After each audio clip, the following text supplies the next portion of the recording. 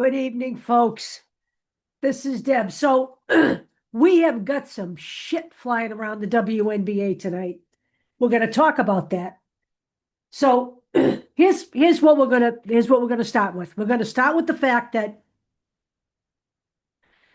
Cheryl Reeve, Stephanie White, and Becky Hammond have all been fined by the WNBA for criticizing the officiating during the playoffs. Now we know the officiating is a problem even when it isn't in the playoffs, okay? But these three people are echoing something that's been said for a long time now, okay? And quite frankly, let's be honest here, okay?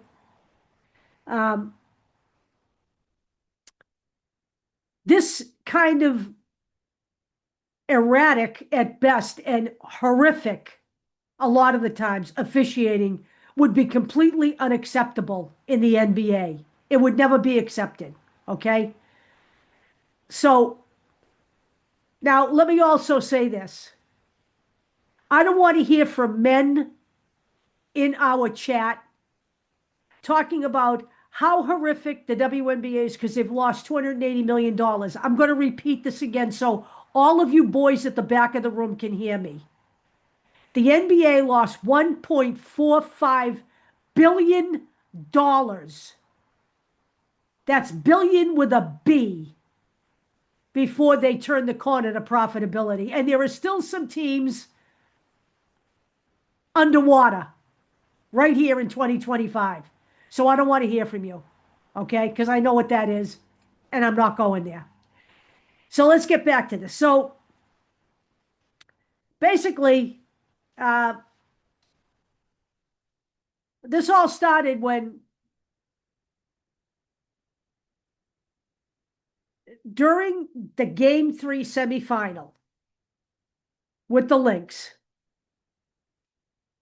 the Mercury guard Alyssa Thomas took the ball from Napheesa Collier and drove through her, causing contact. And nothing happened, okay, from the officials. Okay, Thomas continued for the layup. Collier went down, grabbing her ankle. And Collier subsequently missed Game 4, and the Lynx were eliminated. And it has been just recently revealed that Collier has suffered torn tendons from that injury. Now, after the Game 3 loss, Cheryl Reeve said, and I've said this, I'm not a fan of Cheryl Reeve in general as a human being, okay? But we have seen some pretty horrible officiating. I went to the July 15th game between the Connecticut Sun and the Indiana Fever in Boston. It was some of the worst officiating I've ever seen in my life, okay? This is what Cheryl Reeve said after the loss. The officiating crew that we had tonight, for the leadership to deem those three people semifinals playoff worthy, is effing malpractice. Okay? So, what happened was Stephanie White was asked about the incident on Sunday, and White said, quote, she made a lot of valid points. A lot of the same kind of conversations are happening. You know, it's happening from every team, from every franchise, from every coach, from every player. At some point, there has to be some accountability. So Stephanie White got fined for sticking up for Cheryl Reeve. And then Aces coach Becky Hammond defended White by saying, quote, from what I heard, she did not tell a lie. She said the truth, end quote. And then Hammond was fined. So that's the start of all of this. We have three coaches who are involved in the WNBA semifinals coming forward and talking about the piss poor officiating in the WNBA and all three of them being fined. Now, this is not the first time that Stephanie White has made comments about uh, the officiating. And I don't believe it's the first time that either the other two coaches have made comments about that. Okay? This kind of Bush League officiating is not a good look for the WNBA. And I have said it before and I'll say it again. The referees need to become employees of the WNBA. The commissioner can make that happen. Okay? They need to be employees of the WNBA. They need to be trained by the WNBA. They need to be supervised stringently by the WNBA. I haven't seen, we supposedly have this person named Sue Block, Blauch, I believe, who is the reigning queen of the officials. I haven't seen her anywhere. I don't know what she does other than maybe review film for a living, because I haven't heard one word from her, and all Kathy Engelbert has said is, we're on it. Well, you're on what? What are you on? Okay? So let's move to the second portion of this program. It has been reported, I saw this morning, that it has been reported that Kathy Engelbert is likely out after the WNBA collective bargaining agreement is taken care of. Now, this was reported in one outlet, and it was also picked up by Sports Illustrated. And of course, this is completely denied by the league, okay? But I'm going to tell you this. I'm going to read some stuff to you here. I'm going to talk to you about some stuff that was revealed by Napheesa Collier. And she is as blunt and upfront as she can possibly be. And people have said to me, well, how come Caitlin Clark doesn't say anything? Look, Caitlin Clark is a sophomore, okay? She is not Napheesa Collier, who is not only on the Players Association, but is a 6-year veteran of the WNBA, is in a position to stick her neck out, okay? So this is what she said. At Unrivaled this past February, I sat across from Kathy and asked how she planned to address the officiating issues in our league. Her response was, well, only the losers complain about the refs. That isn't true, clearly, after what we've seen with the 3 coaches who were just fined. Okay?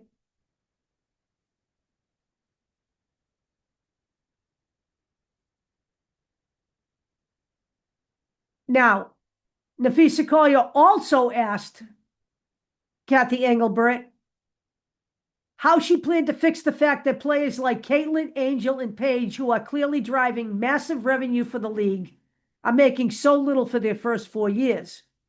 Her response was, Caitlin should be grateful she makes $16 million off the court, because without the platform the WA gives her, she wouldn't make anything. You know what? It is clear. It is abundantly clear that Kathy Engelbert has the sensitivity and human skills of a fucking Q-tip. at best. Okay. I'd also like to remind Kathy Engelbert, and pardon my language, but that just slipped out. But you know what? I have managed through almost 100 videos now to not swear like that. But when I hear stuff like that, when clearly Caitlin Clark came out of college with a night contract. Caitlin Clark had endorsements before entering the WNBA. For your information, Kathy Engelbert, you provided her with Jack, okay? In the same conversation, the Grand Poobah Commissioner, who's got all of the people skills of a land shark, also said, players should be on their knees thanking their lucky stars for the media rights deal that I got them.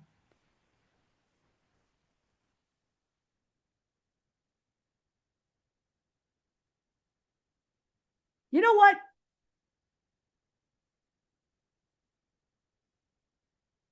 Napheesa Collier is right when she says that's the mentality driving our league from the top. We go to battle every day to protect a shield that doesn't value us. The league believes it succeeds despite its players, not because of them. I don't know what Kathy Engelbert thinks she could do without the players in the WNBA, without the players who, by the way, paved the way a long time ago. The Rebecca Lobos, okay?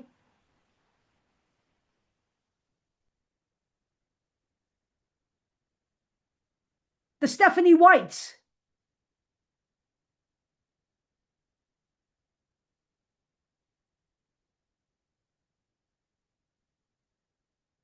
the Maya Moores. I don't know where they think this league would be, and I don't know where.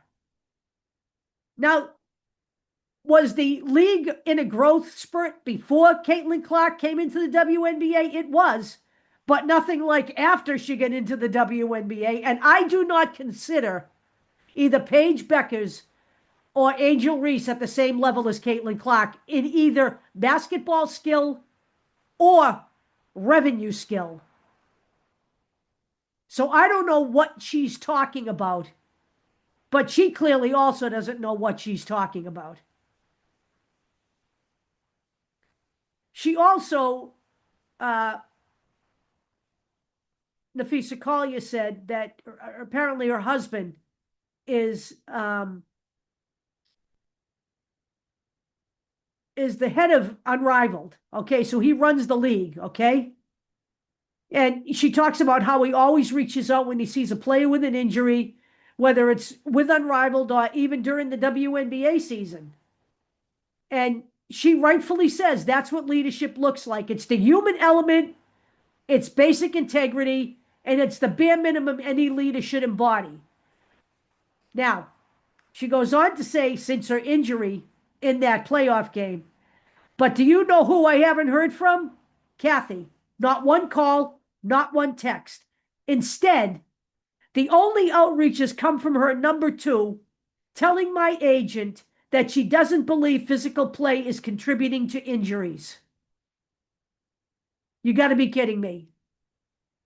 You have got to be kidding me.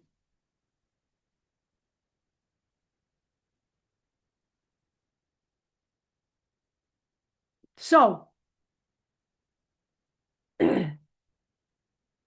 when, in my experience, okay, and I was in the business world, okay, in my experience, when you have someone denying that someone's going to get fired, they're going to get fired, okay? They always rally around the troops, especially with the CBA coming up. Um, so we're going to be watching this really closely. But in the meantime, Lexi Hull was asked, our friend Lexi, who we love, what she thought of all of what has been said here. And she said, Quote, I think I agree with everything Collier said. We're at a really important time in the league and changes need to be made. And so you're seeing her talk about that, and I'm really proud of her for making that statement today.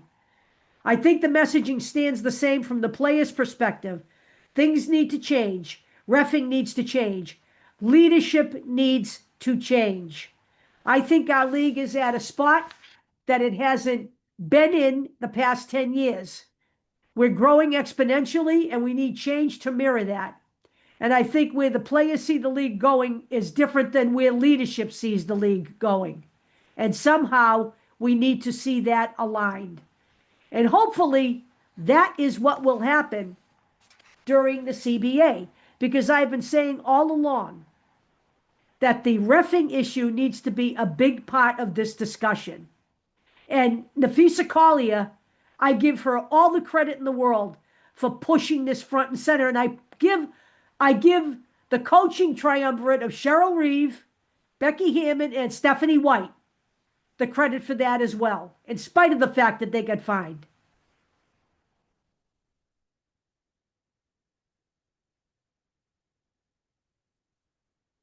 So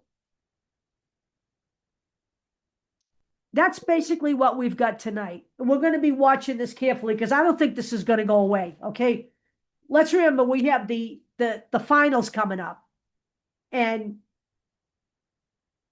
this is going to be a hot topic as we move through the end of this playoff season. And then, we have the CBA expiring on October 31st. Now, the season, I believe, the furthest these playoffs can go is something like the 14th or the 17th of this month, if it plays out all the way. So we'll have some time in between that and the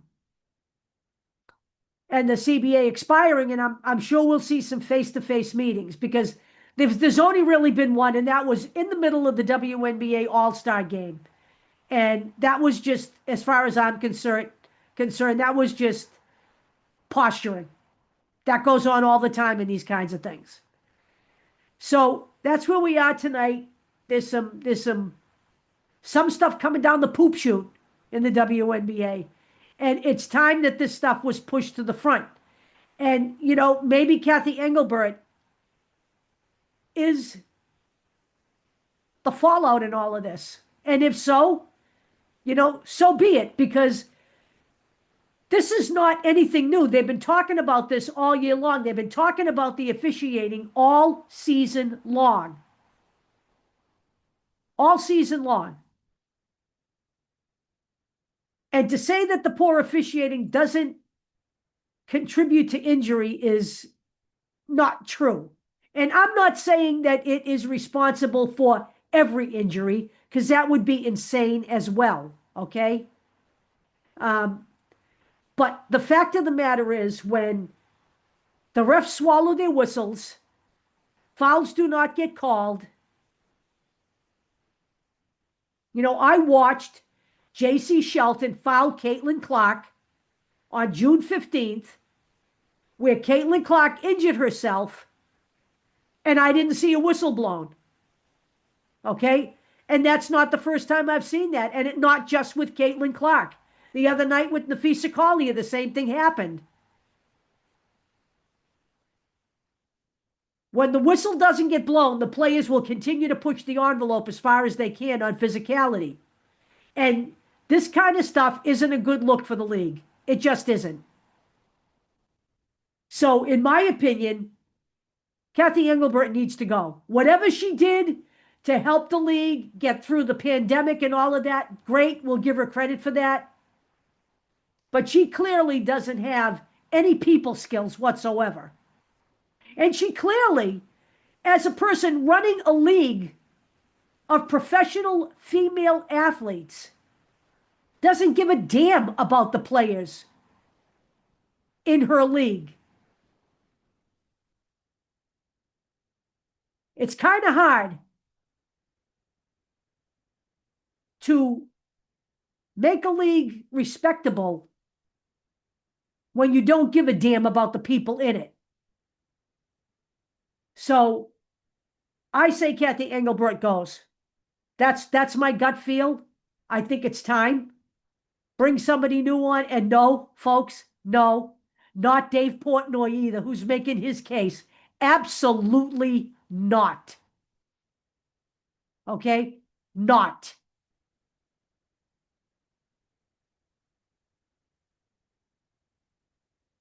He can stay at Barstool Sports and keep shooting his mouth off. Okay? Absolutely not.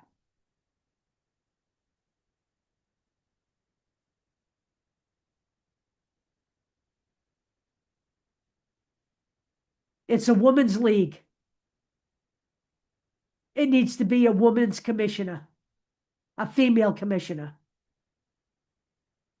There are plenty to choose from that aren't Kathy Engelbert. So we will talk to you all again tomorrow after work. Okay? Um, I am on vacation next week, so I'll be able to pay attention to some stuff and get some shows together. Um, Getting closer and closer to talking about Iowa women's basketball, college hoops. And I've got some more video of Caitlin, the GOAT, that I would like to share with you. I've also got a video from Diana Taurasi talking about Caitlin Clark and how she wouldn't want to face the fever with Caitlin Clark healthy. So we'll be watching that tomorrow in tomorrow's video. But for tonight, that's what I got. I hope you guys have a great night. And here's hoping things get better at the top so that things will get better down towards the bottom. Later.